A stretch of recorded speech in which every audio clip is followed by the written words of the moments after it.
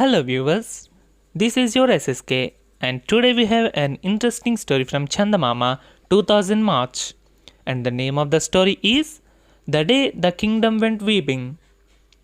Anything like that had never happened in the history of a small kingdom. 100 people stood under a large tree and wept. And who do you think these 100 peoples were? They were the nobles of the king's court if you had taken a look at them from outside. But if you pushed through them, you would have had the surprise of your life. At the center stood the little king himself, crying. At his right stood the minister, and at his left the commander, and of course, behind them stood an unknown old woman holding a letter in her hand.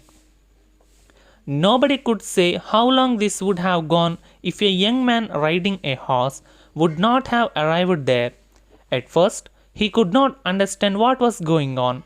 When he understood that everybody was weeping, he asked the first man, a courtier, the cause of this sorrow. But the courtier was in no mood to answer. He pointed at the next man to him. When the young man made his enquiry to him, he was rather annoyed and being disturbed.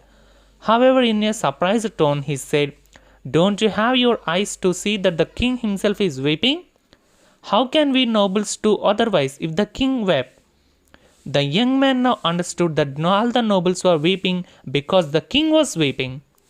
He pushed through the crowd and bowed to the king and asked, "Your Majesty, may I know what makes you shed tears?" "My boy, you are the first man to show any concern for me. The reason for my being is this state is very strong. I saw my minister as well as commander of my army weeping. When the minister and commander wept, what hope has the king for his survival? I knew that my end was approaching, hence I wept." The young man turned to the minister. "Oh minister, what had upset you?" "The commander himself is standing here and weeping. What more do you need to feel upset about?" answered the minister. "Oh mighty commander, may I know what inspired tears in you?" asked the young man, turning to the great warrior. "Young man, an illiterate old woman showed me a scrap on which, she said, was written some wrong message. She wanted me to read it for her. After many years, I remembered my fond childhood, wished to read and write, but I joined then commander's service as a boy to look after his horse. He pushed me into the army when I grew up, and by I became the commander myself. I wept because I could not read the message for the woman." Suddenly the old woman leaped out and hugged the young man. "Oh my son, so you are here at last." The son disclosed that it was he who had sent a message to his grandmother informing her that he was returning home that day. He had been away doing business in a distant land and has prospered.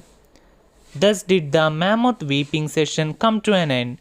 Realizing the irony of the situation, or maybe to subdue his embarrassment, the king laughed, the minister and the commander laughed louder, and of course the nobles were the loudest.